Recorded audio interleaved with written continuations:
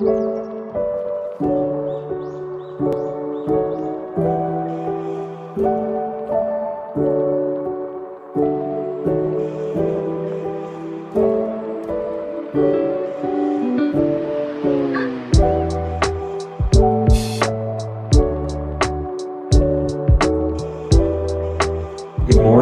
is Dr. Justin and Dr. Adrielle, and we are here for another episode of Chiro Thoughts. Today talking about chiropractic and ADD, ADHD. So we are first going to start off. What is ADHD? It's attention deficit hyperactivity disorder. So the way that the CDC defines it is one of the most common neurodevelopmental disorders of childhood, which is really sad. We know that 18% of children aged 0 to 11 are actually on medication, a lot of this being antidepressants and ADHD medication. So, they may have trouble paying attention, controlling impulsive behaviors, or be overly active. They actually have 3 different types of ADD, ADHD. One predominantly inattentive, the other one predominantly impulsive, hyperactive, and then the third one being combined. So lots of different signs and symptoms your child can also have. They diagnose it in a few different ways. So unlike most other conditions, right, we like to compare it and contrast it with other conditions that ADD, ADHD is a list of symptoms that if your child has multiple, I think it's 6 or more of the symptoms of a list of, again, somewhere between 18 and 20 different possible symptoms. If they show 6 of these, then they're diagnosed with ADD or ADHD. Right? ADD if it's just just attention, and ADHD if it's hyperactivity.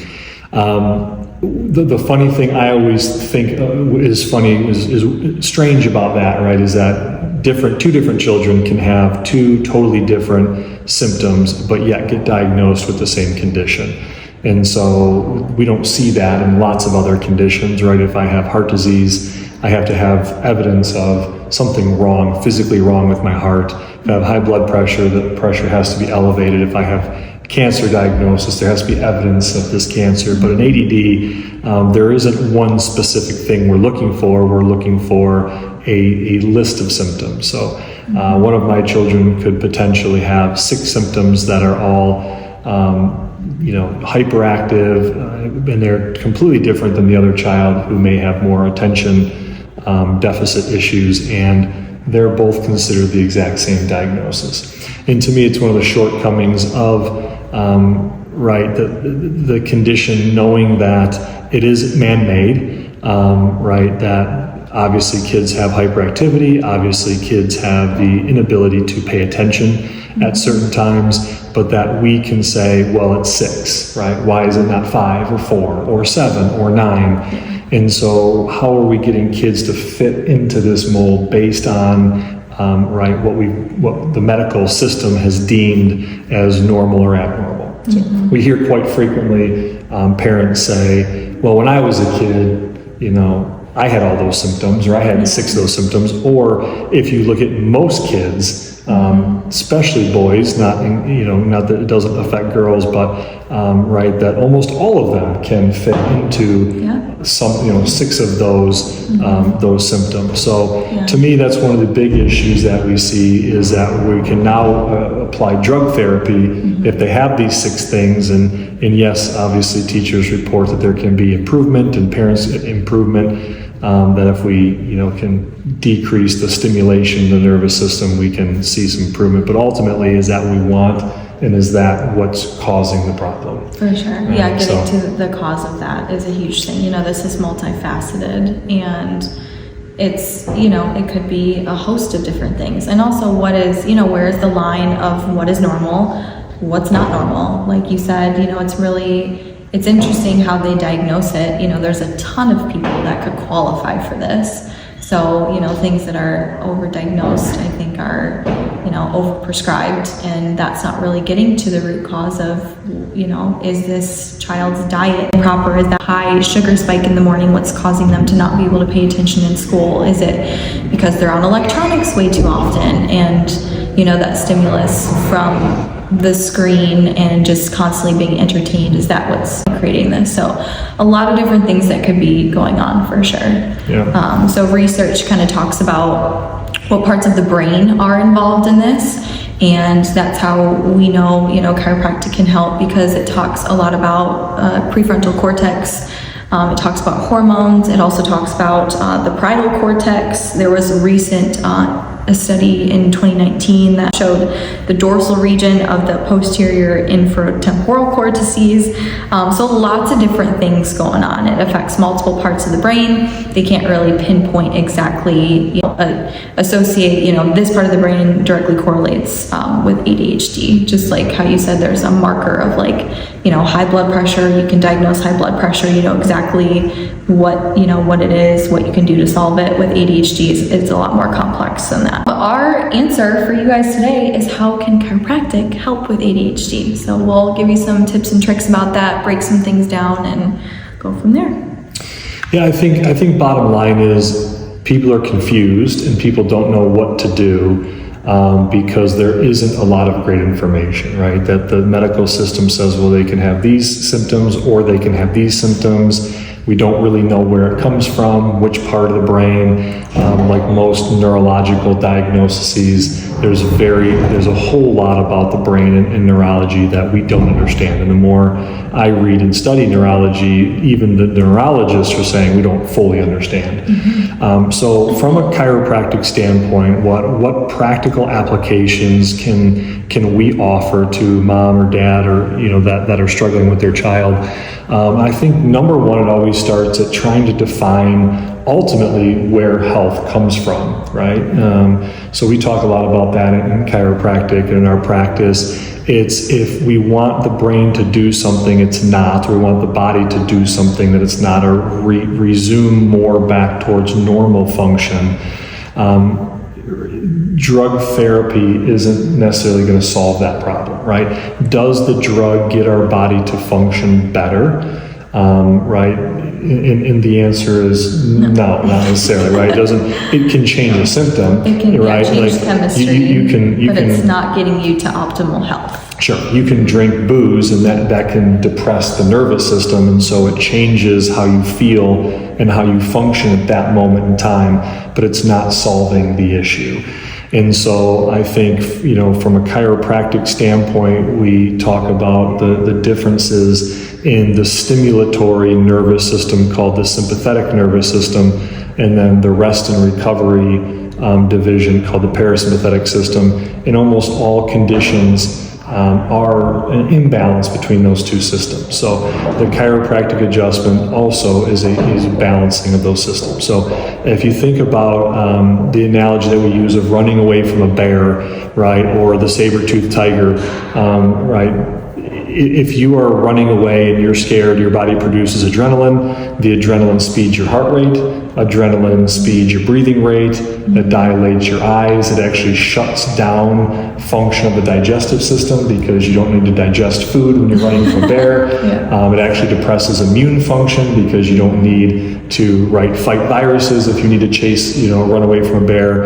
And it actually decreases the prefrontal cortex stimulation because you don't need to solve math problems when you're running away from a bear. Mm-hmm. So that is the sympathetic system, which is overstimulated in an ADD, ADHD situation. Mm-hmm. The parasympathetic system needs to be stimulated more, which is the rest and recovery system. Right? Yep. So this is, we think of things that help us rest and recover, like sleep, right? Getting appropriate amounts of sleep. Mm-hmm. We do things like getting in nature, meditating, praying, journaling, things that are more attentive, calming, like art, coloring, drawing, those types of things as well. So these are very stimulatory to the parasympathetic system, and they create a balance, and they actually allow our kids to calm down, to stimulate that part of the system. Not a whole lot different than adults, right? When you're an adult and you say, hey, I need a vacation. Why? Stimulate the parasympathetic nervous system. I need a bubble bath. Why? Stimulate the parasympathetic nervous system. These things that are calming because our lives are so hectic, and we live in this stimulated world that we don't take the time to calm down. So I think number one, hands down, is where does this come from? It comes from an overstimulation of the sympathetic nervous system. How does chiropractic help? It helps by balancing the two systems.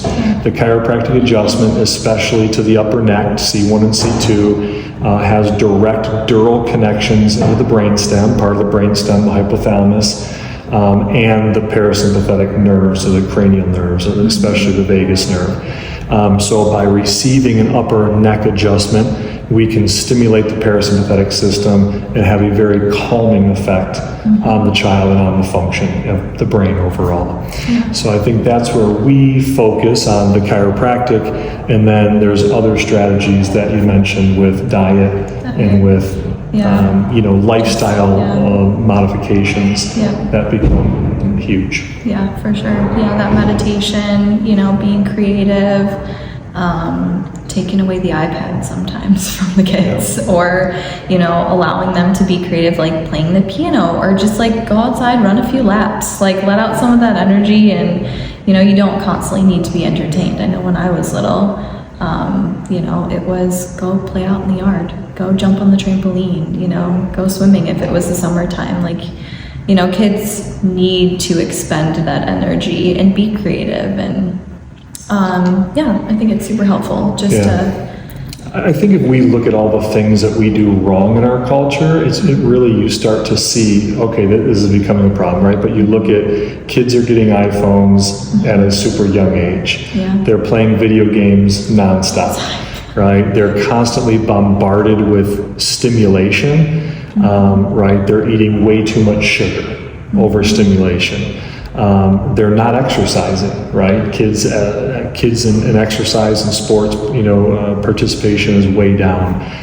So all of these things are leading to, right? I mean, unfortunately, the diets are horrible. Not only the increased sugar, but also the increased toxic load that the kids are under. So you look at nutrition, toxins, not enough activity, overstimulating of the brain, and then we wonder why when we tell them to take the device away from the kids and say you need to sit and pay attention, focus, that they can't. They can't because we've done everything lifestyle related that is setting them up for failure. Yeah, it's a perfect storm of all those things. So it's normal for kids to respond that way when they are conditioned to be constantly stimulated. So it's a retraining of that brain. And I think just some tips and tricks for that would be, we talked about diet, decreased screen time, chiropractic adjustments, all those things.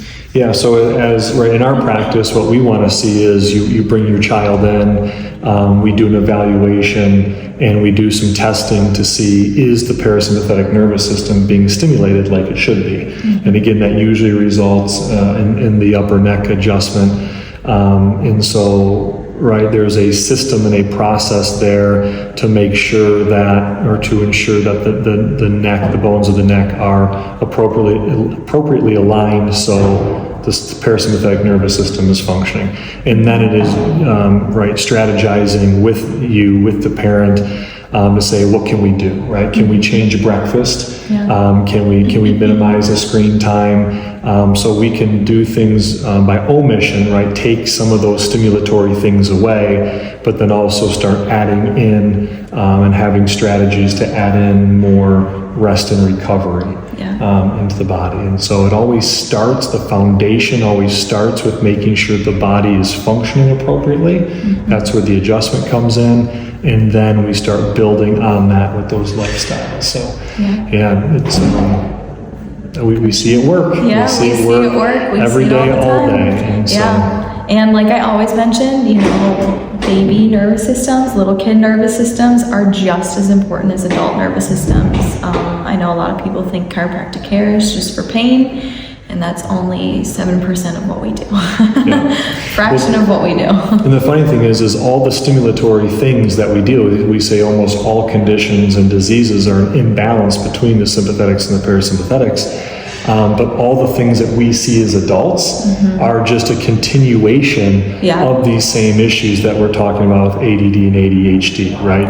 Hands down, number one thing that people come in with is high blood pressure, right? So what is high blood pressure? Overstimulation of the sympathetic nervous system from the time that they were 5 years old or younger, and then it continues, and then once it's there so long into adulthood, right? We see that the sympathetic nervous system produces this high blood pressure because it's been overstimulated, stressed out for years. Yeah, that's what's great about chiropractic is it brings you back to a state of homeostasis where your body can act appropriately in certain situations and you're not constantly, stressed. There's so many different forms of, physical, emotional, mental stress that we endure every day. And so to take a preventative approach to your health and being able to, regulate all those things before, something super stressful happens is, a good lifestyle decision, in my opinion, not to wait until something gets bad.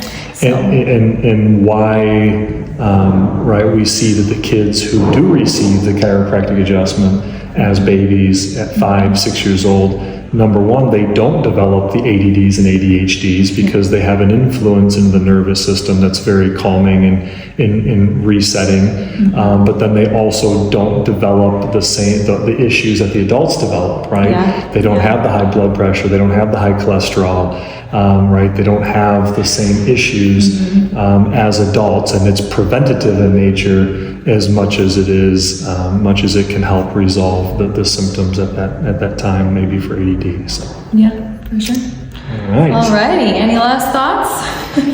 I don't think so. I think we hit it pretty good. If you guys do have any questions, definitely comment, and then we can get those questions answered for you. Yeah, feel free to reach out, DM us. We're happy to talk about more topics. So if you have anything else that you'd like us to cover, I would encourage it. So until next time, we'll see you later.